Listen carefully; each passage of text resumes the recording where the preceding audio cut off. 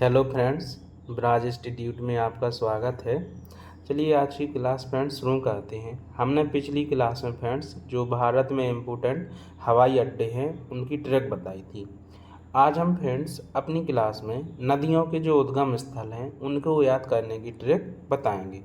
आपको पता होगा कि जो हर एग्ज़ाम में नदियों से क्वेश्चन आता है और नदियों से अब जो है ट्रेंड चल रहा है कि उनके उद्गम स्थल डायरेक्ट पूछे जाते हैं और आपसे कुछ नहीं पूछा जाएगा। तो हम आज इसी क्लास में नदी और उनके उद्गम स्थल पढ़ाएंगे और ट्रैक से पढ़ाएंगे। दूसरी किसी भी नदी को नहीं छोड़ा है। तो आपको ऐसा नहीं करना है कि इसमें इम्पोर्टेंट सभी इम्पोर्टेंट हैं और सब कुछ आते हैं। फ्रेंड्स आप देख लीजिए। चलिए फ्रेंड्स आज की क्लास अपने शुरू करते हैं। देखिए फ्रेंड्स, भारत की प्रमुख नदियों के उद्गम स्थल। तो पहली एक साइड नदी है फ्रेंड्स और एक साइड उद्गम स्थल है। एक साइड उद्गम स्थल है। तो पहली नदी है फ्रेंड्स सिंधु नदी। सिंधु जो नदी है वो तिब्बत में मानसरोवर झील के पास सानो ख्याब हिमनाथ से बहती है। अब सिंधु नदी को बनाएंगे अपन सिंध। सिंधु नदी को सिंध बनाएंगे। सिंधु नदी को बनाएंगे अपन सिंध। अब देखिए सिंध एक पर्वत है। सिंध एक पर्वत का पर्यायवाची है। तो और तिब्बत में मानसरोवर। अब देखिए तिब्बत का एक पहाड़ है। तो आपको यहाँ से तिब्बत के मानसरोवर से बहुत सारी नदियाँ निकलती हैं। तो इसके लिए हमने एक वर्ड ढूंढा है तिब्बत में मानव। तिब्बत में मानव मतलब तिब्बत के पहाड़ में मानव। तो जो सिंधु है मतलब सिंध है। सिंध मतलब पहाड़। तो सिंध मतलब पहाड़। तो पहाड़ में कौन रहती है और तिब्बत का पहाड़। तो तिब्बत के पहाड़ में मानव रहती है और उन्हें सोने का ख्वाब आता है। जो तिब्बत के पहाड़ में मानव रहती है उन्हें सोने का ख्वाब आता है।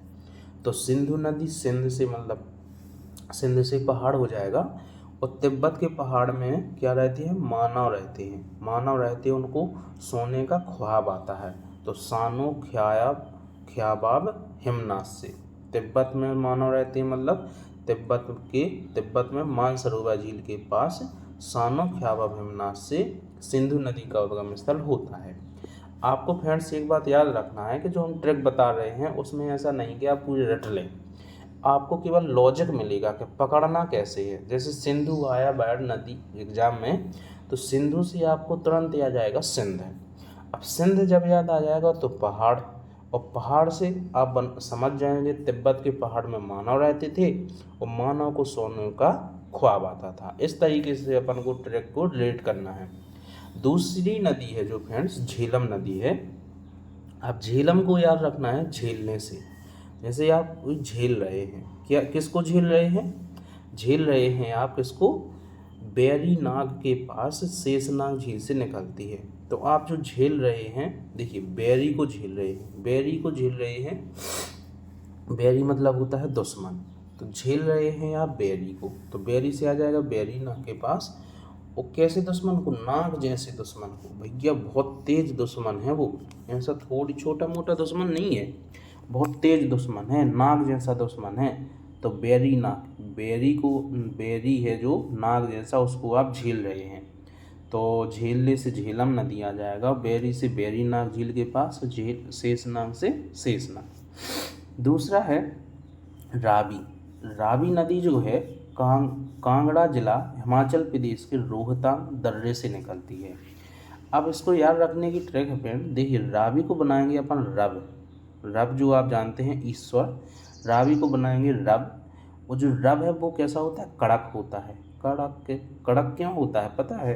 कड़क इसलिए होता है क्योंकि आप जैसा काम करेंगे वैसा आपको फल मिलेगा। अच्छा करेंगे अच्छा, बुरा करेंगे बुरा। तो इसलिए वो कड़क है। वो कभी भी भावना में नहीं बहेगा। इसलिए जो रब है वो बहुत ही कड़क है। और जब भी उसकी मार पड़ेगी तुम्हारी जो रूह होगी वो तंग हो जाएंगी। रूह है जो तंग हो जाएंगी। रूह तंग का मतलब है फ्रेंड्स जब भी तुम्हें मतलब शरीर जो है वो कांप उठेगा। रूह मतलब होता है शरीर। तो रूह तुम्हारा कांप उठेगा। तो जब भी कड़क हो जाएगा रब जब भी कड़क हो जाएगा तो तुम्हारी जो रूह है वो तंग हो जाएगी। नेक्स्ट है देखिए रब से रावी नदी, कड़क से कांगड़ा जिला और रोहतांग से रोहतांग दर्रा याद हो जाएगा आपको। चिनाव नदी निकलती है फ्रेंड्स चंद तथा भागा दो स्थान हैं और उनके और जो स्थान कहाँ पे हैं जो है लाहौल के बाड़ा लाचा दर्रे से। तो अब इसको याद रखें, देखिए चुनाव को कर लेंगे चुनाव और चुनाव में लोग चंदा लेके भागते हैं तो उसके जो बाद लहू बहने का बड़ा ही लोचा रहता है भैया। हमारे साइड तो बहुत होता है कि जो चुनाव में जब चंदा लेके भागते हैं तो लहू बहने का बड़ा ही लोचा रहता है।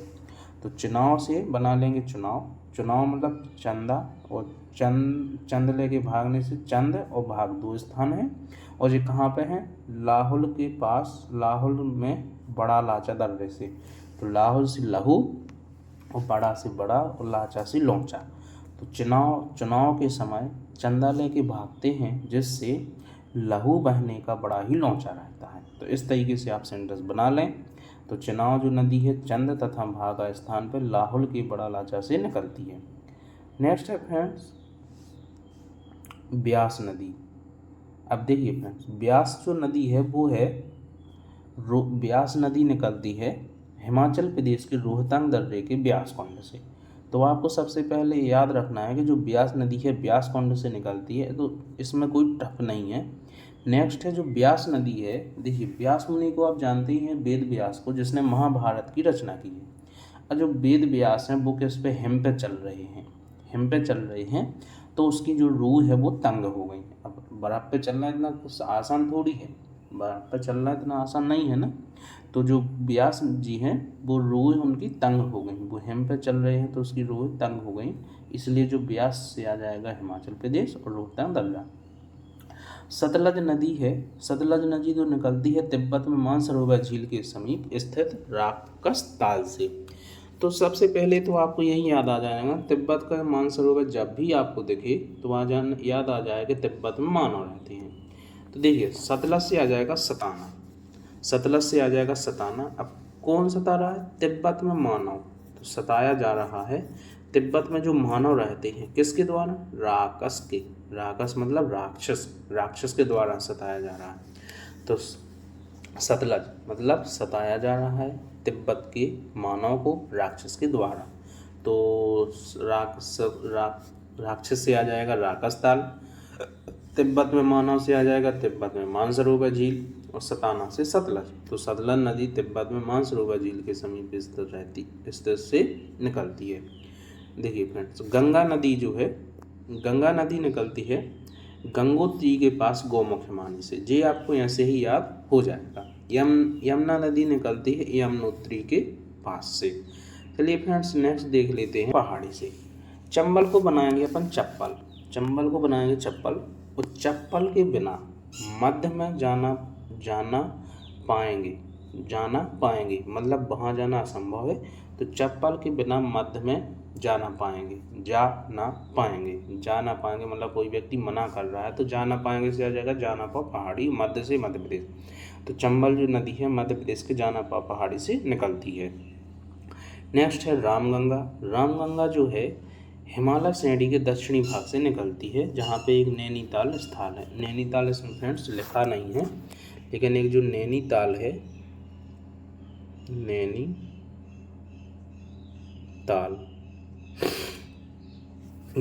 स्थान है वहाँ से निकलती है। तो नैनीताल में हिमालय श्रेणी के दक्षिणी भाग से निकलती है रामगंगा। अब देखिए फ्रेंड्स राम ने गंगा से नैनों के ताल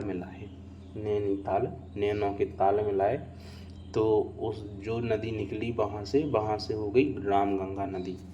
राम ने गंगा से नैनों के ताल मिलाए इसलिए हो गई रामगंगा। और दूसरी हिमालय श्रेणी के दक्षिणी भाग। अब देखिए राम ने गंगा को बुलाया, कहाँ से आई गंगा? हिमालय के दक्षिणी भाग से आई गंगा। राम को जब गंगा की जरूरत पड़ी तो राम ने गंगा को बुलाया हिमालय के दक्षिणी भाग से। नेक्स्ट है फ्रेंड्स शारदा जो नदी है वो कुमायूं हिमालय का मिलाम हिमना से निकलती है। सादा से बना लेंगे शरद। शरद आप जानते हैं जो ग्रीष्म ऋतु में सर्दियों में सर्दी होती है उसको शरद भी बोलते हैं।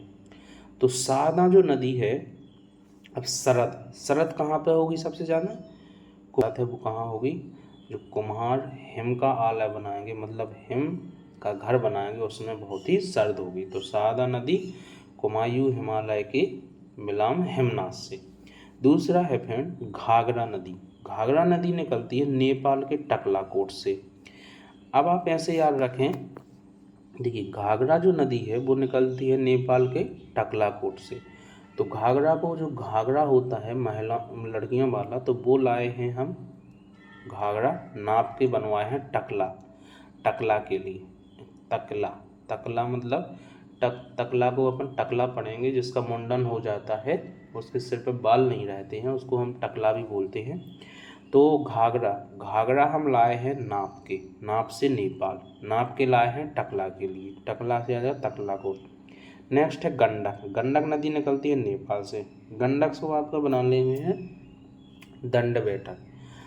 गंडक से दंडक, गंडक से शब्द बनाना है दंडक, और दंडक से आपको पता है दंड बैठक जो होती है, उठक बैठक, उसको अपन दंड बैठक भी बोलते हैं। तो दंडक दंड बैठक लगा रहा है, गंडक से दंड बैठक लगा रहा है वो, क्योंकि उसने जो नाप है वो सही नहीं किया। नेक्स्ट है फ्रेंड्स, देखिए कोसी नदी। कोसी नदी गोसाई थान से निकलती है। अब आप एक कोस और चलेंगे, एक कोस और चलेंगे तो गोसाई का मंदिर आ जाएगा, और गोसाई का मतलब जो साईं बाबा है उनका मंदिर आ जाएगा। एक कोस और चलेंगे, कोस भर और चलेंगे, कोस भर का मतलब 2-3 किलोमीटर का एक कोस होता है, तो कोस भर और चलेंगे तो गोसाई का मंदिर आ जाएगा। तो कोसी नदी गोसाई थान से निकलती है। नेक्स्ट है फ्रेंड्स बेतवा नदी। देखिए ज़्यादातर फ्रेंड्स इसमें बेतवा नदी हिमरासन जिले के कुमरा गांव से निकलती है, पूछा जाता है। और चूँकि इंडिया लेवल का एग्जाम होगा तो सीधा सीधा आएगा कि जो बेतवा नदी है वो मध्य प्रदेश के निकलती है। तो जो बेतवा नदी है आप बहुत ही अच्छे से समझ लें। देखिए फ्रेंड्स बेंत है, बेंत मध्य प्रदेश में, सबकी राय से कुमरा गांव में बनाया है। सोन नदी, सोन नदी फ्रेंड्स, सोन नदी जो है निकलती है अमरकंटक से। सोन नदी निकलती है अमरकंटक से। अब सोन का ये बहुत ही आसान है, आप यहाँ से देख सकते हैं, जैसे सोन है तो सोन को बनाएंगे अपन सोना। अब जिसको सोना मिल जाए वो अमर हो जाएगा, सिंपल सी बात है, क्योंकि उसके पास पैसा हो जाएगा। तो जो सोना है, सोना जिसको मिल जाएगा वो कैसा हो जाएगा, अमर हो जाएगा। तो सोन नदी अमरकंटक से। ब्रह्मपुत्र नदी, ब्रह्मपुत्र जो नदी है, ब्रह्मपुत्र नदी निकलती है मानसरोवर झील के चैम यंग ढोंग हिमानी से। तो जो ब्रह्मा के जो पुत्र हैं, ब्रह्मा के पुत्र हैं मानव, मानसरोवर मानव को चैन से नहीं रहने दे रहे, चैन से नहीं रहने दे रहे हैं। ब्रह्मा के जो पुत्र हैं मानव को चैन से नहीं रहने दे रहे। तो ब्रह्मा के पुत्र मतलब ब्रह्मपुत्र नदी, मानव को मतलब मानसरोवर झील, और चैन से मतलब चैम हिमानी। तो इस तरीके से आपको याद हो जाएगा।